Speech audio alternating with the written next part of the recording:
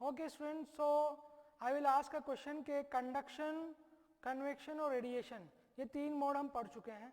अगर मैं आपसे कहूं कि सॉलिड में कन्वेक्शन क्यों पॉसिबल नहीं है तो इसका क्या आंसर होगा? ठीक है, तो इसका आंसर ये होगा स्टूडेंट, क्योंकि कंडक्शन में जो मॉलिक्यूल्स है वो स्ट्रॉन्ग मॉलिक्यूलर फोर्सेस से बंधे होते हैं, और कन्वेक्शन हमने जो पढ़ा पिछली बार, आपको मैंने लास्ट वीडियो में बताया था कि कन्वेक्शन के लिए हमें मॉलिक्यूलर मोमेंटम चाहिए। मॉलिक्यूल एनर्जी लेगा और वो अपनी जगह से रिप्लेस होकर दूसरी जगह पे जाएगा, तो वो एनर्जी लेकर दूसरे प्लेस पे जा रहा है, तो दिस इज कॉल्ड कन्वेक्शन। तो कन्वेक्शन के लिए मॉलिक्यूलर मोमेंटम जरूरी है, और ये मॉलिक्यूलर मोमेंटम कंडक्शन में या सॉलिड में नहीं हो सकता, क्योंकि सॉलिड में मॉलिक्यूल्स स्ट्रॉन्ग मॉलिक्यूलर फोर्सेस से बंधे होते हैं। ठीक है, इसलिए कन्वेक्शन, इसलिए हीट ट्रांसफर फ्लूइड में मैक्सिमम कन्वेक्शन के थ्रू होता है। ठीक है, तो गैसेस में और लिक्विड में convection maximum heat transfer convection के थ्रू होता है। ठीक है, सॉलिड में कन्वेक्शन के थ्रू नहीं होता, मैक्सिमम कंडक्शन के थ्रू होता है। अब हम बात करते हैं, तो हमने हीट ट्रांसफर कोफिशिएंट के बारे में पढ़ा था कि वो कई चीज़ों पर डिपेंड करता है, कई फैक्टर्स पर डिपेंड करता है। तो उसमें एक फैक्टर ये भी होता है कि फ्लूइड की कंडीशंस क्या है। ठीक है, कि फ्लूइड का जो कंडीशन है वो लेमिनार है या फिर टर्बुलेंट है, ये उस पर डिपेंड करता है। तो अभी हम डिस्कस कर लेते हैं कि लेमिनार फ्लो क्या होता है और टर्बुलेंट फ्लो क्या होता है। तो यहाँ देखिए, लेमिनार फ्लो और टर्बुलेंट फ्लो, ये दो तरह के फ्लो होते हैं according to velocity of the fluid, according to the condition of the fluid. तो convection rate is maximum affected by the types of flow, और दो तरह के हमारे पास फ्लो होते हैं, एक तो होता है लेमिनार फ्लो और एक होता है टर्बुलेंट फ्लो। तो what is the difference between the laminar flow and turbulent flow? पहले तो मैं आपको बताऊं कि अगर किसी पाइप में वाटर फ्लो होता है, ठीक है, तो उसको हम किससे रिप्रेजेंट करते हैं? उसको हम स्ट्रीम लाइन से रिप्रेजेंट करते हैं। तो ये स्ट्रीम लाइन्स होती है, मान लीजिए कि कंटेनर है, दिस वाज द कंटेनर, ठीक है, और अगर मुझे फ्लूइड रिप्रेजेंट करना है तो मैं इसको फ्लूइड लाइन से रिप्रेजेंट करता हूं। ठीक है, तो फ्लूइड लाइंस क्या होती है? फ्लूइड लाइंस या स्ट्रीम लाइंस एक तरह से लेयर्स के चलने की डायरेक्शन होती है, कि लेयर्स किस डायरेक्शन में किस पाथ में चल रही है, तो इसको हम स्ट्रीम लाइंस कहते हैं।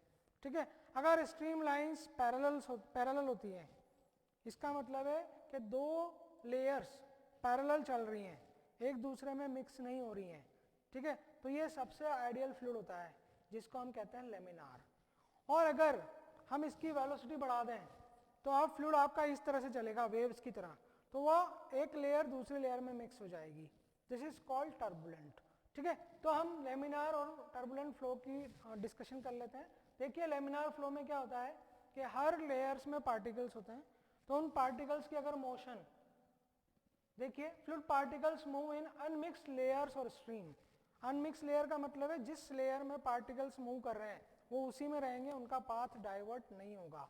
ठीक है, तो जैसे मान लीजिए कि ये मॉलिक्यूल्स हैं, ये इस लेयर में चल रहे हैं तो वो इसी लेयर में रहेंगे, ऐसा नहीं है कि ये मॉलिक्यूल कूद के दूसरी लेयर में आ जाएगा। ठीक है, और इस लेयर के मॉलिक्यूल इसी लेयर में रहेंगे, किसी और लेयर में नहीं जाएंगे। ठीक है, तो इसको हम कहते हैं अनमिक्स्ड लेयर्स और स्ट्रीम्स। और इसको हम कहते हैं, जो पैरेलल लाइंस होती है फ्लूइड की, उसको हम स्ट्रीम लाइंस कहते हैं। तो स्ट्रीम लाइन फ्लो कहें या फिर लेमिनार फ्लो कहें, दोनों एक ही चीज है। ठीक है, fluid follows smooth and continuous path. Smooth path यानी इसकी यूनिफॉर्म वेलोसिटी से ही चलेगा, और कंटिन्यूअस पाथ होगा, कहीं ब्रेक नहीं होगा। Fluid movement are in well defined path. तो यहाँ अगर आप देखें, इसको देखो और आप इसको देखो, कहाँ पर आपको वेल डिफाइंड पाथ नजर आ रहा है? यहाँ पर। तो वेल डिफाइंड पाथ में अगर फ्लूइड चलता है तो that is called laminar flow. उसके बाद particles retain their relative positions. तो पार्टिकल्स की पोजीशंस क्या रहती हैं? रिलेटिव पोजीशन, जैसे उस लेयर में है, इन दोनों पार्टिकल्स के जो बीच की जो डिस्टेंस है वो चेंज नहीं होगी। ठीक है, रिलेटिव पोजीशन दोनों की फिक्स रहेगी। ठीक है, तो ये दोनों की डिस्टेंस मेंटेन रहेगी और ये इस तरह से चलेंगे। No transverse displacement of fluid particles. Transverse displacement का मतलब होता है कि जिस डायरेक्शन में वो चल रहा है उसके परपेंडिकुलर उसका मूवमेंट नहीं होगा। तो ये अगर फ्लूइड एलिमेंट, अगर ये पार्टिकल्स यूं चल रहे हैं हॉरिजॉन्टल डायरेक्शन में, तो इसका कंपोनेंट हमको वर्टिकल डायरेक्शन में, यानी इसकी वर्टिकल डायरेक्शन में कोई वेलोसिटी नहीं होगी। अगर देखिए, अगर वर्टिकल डायरेक्शन में वेलोसिटी होगी तो फिर पार्टिकल यूं चलेगा, तो फिर इसमें तो क्या हो गया, इसमें तो आपके पाथ डाइवर्ट हो गया, ठीक है। Particles remain in orderly sequence like, अब हम लेमिनार फ्लो को, लेमिनार फ्लो का एक लाइव एग्जांपल हम ले सकते हैं, जैसे सोल्जर की परेड होती है। सोल्जर्स की परेड में अगर आप देखेंगे तो आपको लेमिनार फ्लो देखने को मिलेगा। वहाँ पर हर सोल्जर अपनी लाइन में रहता है, दो सोल्जर्स के बीच की डिस्टेंस चेंज नहीं होती जब वो परेड करता है, ठीक है। तो इस तरह से ही सेम इसी तरह से पार्टिकल्स की पोजीशन रहेगी फ्लूइड में जब वो चलेगा। तो लाइक सोल्जर परेड हम मान सकते हैं कि वो लेमिनार फ्लो होगा। लेकिन देखिए यहाँ पर इतनी सारी कंडीशंस दी हुई है, तो इतनी सारी कंडीशन एक साथ फॉलो होना मुश्किल है, इसलिए क्या है, लेमिनार फ्लो आइडियल फ्लूइड होता है, ऐसा फ्लो पॉसिबल नहीं हो पाता है, ठीक है। तो there are many factor on which the flow is depends. अगर उन फैक्टर्स को हम कंट्रोल कर देते हैं तो एक हद तक हम लेमिनार फ्लो ले सकते हैं, ठीक है, अदरवाइज नहीं ले सकते। तो देखिए दो लेयर्स के बीच की जो डिस्टेंस है वो कभी भी चेंज नहीं होगी लेमिनार फ्लो में। तो जब लेयर की डिस्टेंस चेंज नहीं होगी, एक लेयर दूसरी लेयर से पैरेलल चलेंगी, तो फिर ये सारी कंडीशंस मेंटेन हो जाएगी, ठीक है। तो इसमें लें या फिर हम इसमें लें, यहाँ पर क्या है, एक लेयर दूसरी लेयर के पैरेलल चल रही है, ठीक है। अब देखिए टर्बुलेंट फ्लो में क्या होता है, यहाँ पर मोशन पार्टिकल्स की इरेगुलर रहेगी, इरेटिक रहेगी, यानी रैंडम अनप्रिडिक्टेबल पाथ, कोई उसका प्रिडिक्टेबल पाथ नहीं है, वो किसी भी पाथ में जा सकता है, ठीक है। लाइक क्राउड, क्राउड जो होती है जब स्टेशन पे अगर आप देखते हैं रेलवे स्टेशन पे या बस स्टैंड पे, तो क्राउड किसी भी डायरेक्शन में चली जाती है, वहाँ किसी का कोई पाथ नहीं होता। अगर इसी तरह से पार्टिकल्स अगर फ्लूइड में मूव कर रहे हैं, लेयर्स में मूव कर रहे हैं, एक लेयर से दूसरे लेयर में जा रहे हैं, तो इसको हम कहेंगे टर्बुलेंट फ्लो, ठीक है। तो streamlines are intervene, intervene का मतलब ये एक दूसरे को कट करेंगी। यहाँ देखिए स्ट्रीम लाइंस एक दूसरे को काट रही हैं, ठीक है, एक दूसरे को काट रही हैं, तो ये इंटरवीन कर रही हैं एक दूसरे को के पाथ में, रेजिस्टेंस जनरेट कर रही हैं। तो ये जो फ्लो है, this is called turbulent flow.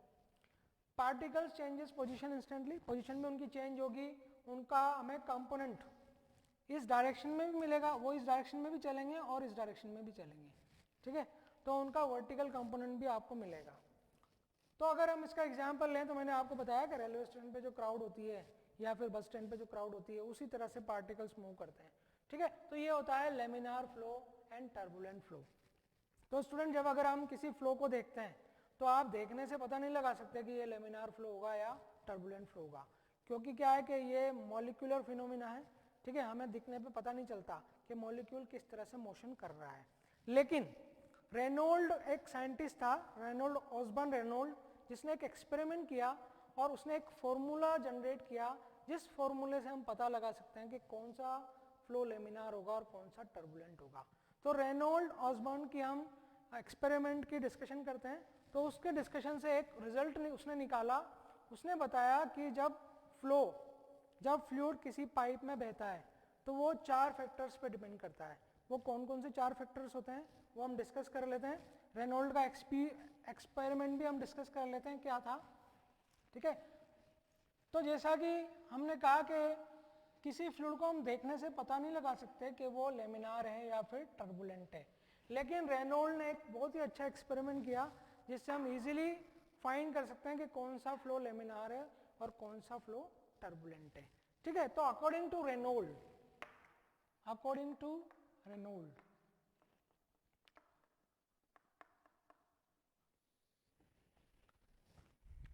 Reynold ने बताया कि कोई भी फ्लो जब पाइप में बहता है या जब भी कोई भी फ्लो पाइप में बहता है तो वो 4 फैक्टर्स पे डिपेंड करता है। वो कौन कौन से फैक्टर होते हैं?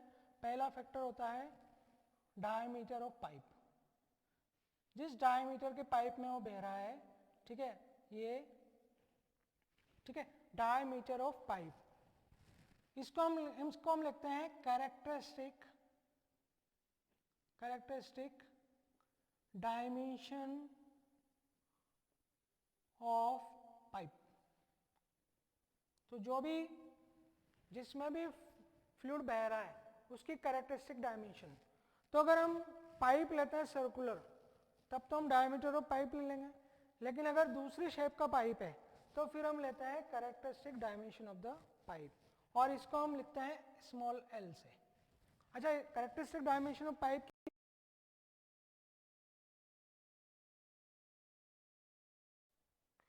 ओके, तो कैरेक्टरिस्टिक डायमेंशन हम कैसे निकालेंगे? तो देखिए कैरेक्टरिस्टिक डायमेंशन का जो फॉर्मूला होता है वो हम इस तरह से निकालते हैं। तो ये होता है 4 area of cross section upon perimeter. ठीक है, तो this is the characteristic dimension formula. ये होगा area of cross section, area of cross section. ठीक है, और ये हो गया आपके पेरीमीटर।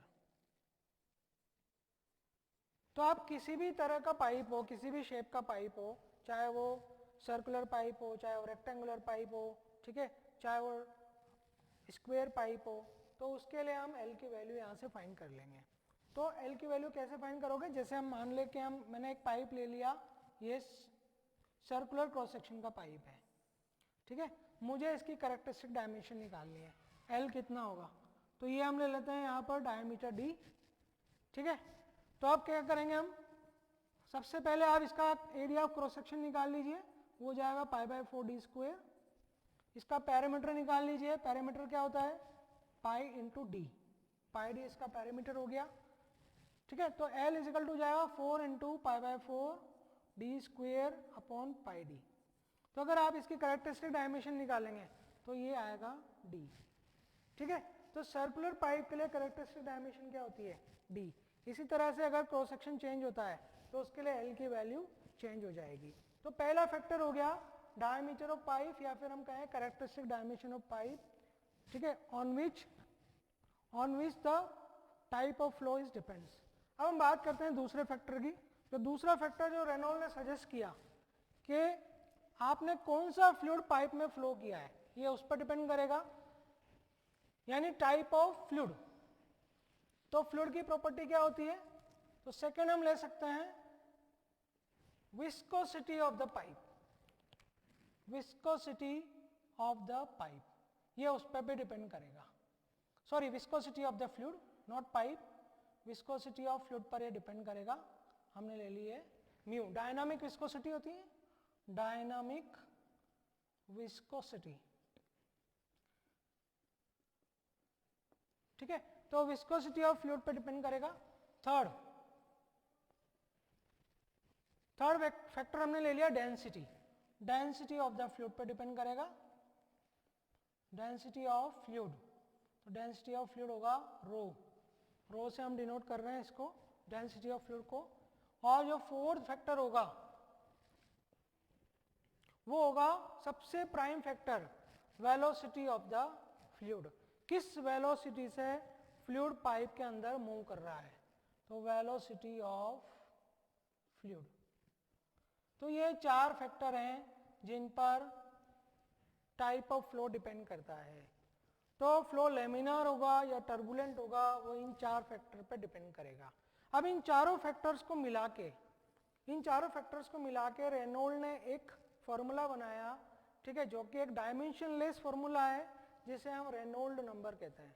उस रेनॉल्ड नंबर से आपके लिए बहुत इजी हो जाता है किसी भी फ्लो को प्रिडिक्ट करना कि वो लेमिनार है या फिर टर्बुलेंट है। तो रेनॉल्ड ने कई एक्सपेरिमेंट किए और एक्सपेरिमेंट से उसने रिजल्ट्स निकाले, और रिजल्ट्स के आधार पे, रिजल्ट्स के बेस पे उसने एक लिमिट दी कि रेनॉल्ड नंबर अगर इतना होगा तो वो फ्लो लेमिनार माना जाएगा, और रेनॉल्ड नंबर अगर इतना होगा तो वो टर्बुलेंट माना जाएगा। ठीक है, पहले तो हम बात करते हैं कि वो फॉर्मूला क्या था। अगर इन चारों फैक्टर्स के इफेक्ट को अगर इंक्लूड किया जाए तो एक नंबर बनता है, एक फॉर्मूला बनता है जिसको हम कहते हैं रेनॉल्ड नंबर। और वो रेनॉल्ड नंबर क्या होता है? वो होता है रेनॉल्ड नंबर। और ये होता है, देखिए मैंने इन चारों को, रेनॉल्ड नंबर को हम आर से डिनोट करते हैं, ठीक है, और ये होता है रो वी एल अपॉन म्यू। ये 4 नंबर हैं, डेंसिटी हो गया, वेलोसिटी हो गया, कैरेक्टरिस्टिक डायमेंशन हो गई, और ये विस्कोसिटी हो गया। ठीक है, तो रो वी एल अपॉन म्यू ये हो गया आपका रेनॉल्ड नंबर। ठीक है, इसको हम इस तरह से भी लिख सकते हैं, force of inertia upon force of viscous force. ठीक है, तो inertia force to the viscous force, इन दोनों का ratio that is called Reynold number. तो ये एक तरह से हमारे पास रेनॉल्ड नंबर की एक डेफिनेशन बन गई है। ठीक है, it is the ratio of the inertia force to the viscous force of the fluid. ठीक है, और इसका अगर हम इसको फॉर्मुलेट करेंगे तो ये आएगा रो वी एल अपॉन म्यू। ठीक है, अब अगर आप इसके डायमेंशन निकालें, अगर इसके सारे डायमेंशन आप रख के देखें तो आपको पता चलेगा कि ये एक डायमेंशनलेस ग्रुप है। तो इसको हम कहते हैं इट इज अ डायमेंशनलेस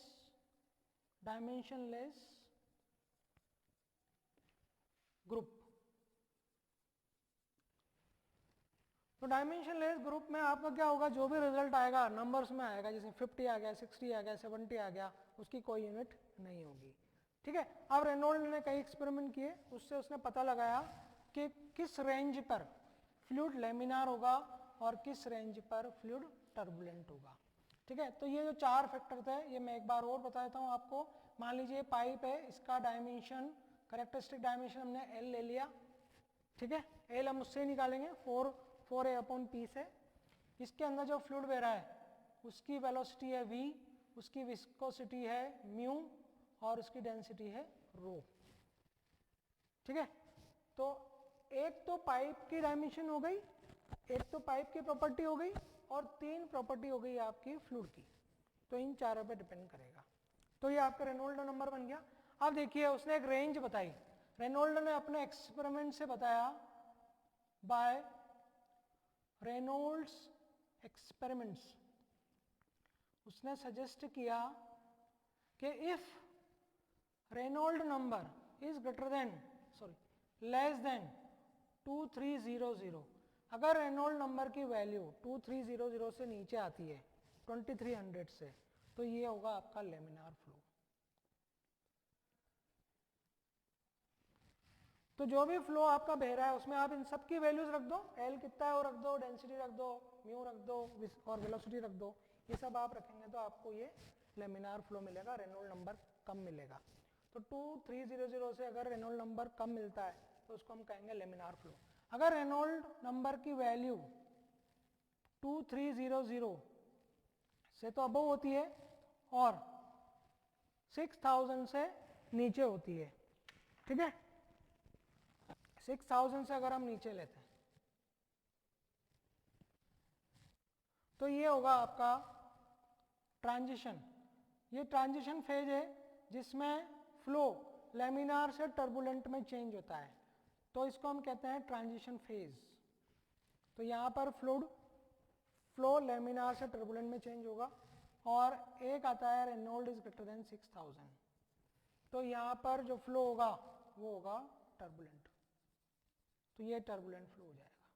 तो देखिए हमारे लिए कितना आसान हो गया किसी फ्लूइड के टाइप को पता लगाना कि वो लेमिनार है या फिर टर्बुलेंट है। हमें ये रेनॉल्ड नंबर निकालना है उस फ्लो के लिए और you will get the result कि वो लेमिनार होगा या फिर टर्बुलेंट होगा। ठीक है स्टूडेंट, तो ये था हमारा कि किस तरह से रेनॉल्ड ने अपना एक्सपेरिमेंट किया। अब मैं आपको थोड़ा सा बताता हूँ कि रेनॉल्ड ने एक्सपेरिमेंट क्या किया था। ये आपकी लैब में भी है, अगर आप जाएं फ्लूइड मैकेनिक्स लैब में अगर आप जाएंगे आपके इंस्टीट्यूट में तो आपको वहाँ पर एक रेनॉल्ड्स एक्सपेरिमेंट के नाम से एक एक्सपेरिमेंट रखा होगा जिसमें हम यही पता लगाते हैं कि कौन सा फ्लो लेमिनार होगा और कौन सा टर्बुलेंट होगा। ठीक है, तो हम एक बार इसका डिस्कशन कर लेते हैं कि किस तरह का वो एक्सपेरिमेंट था।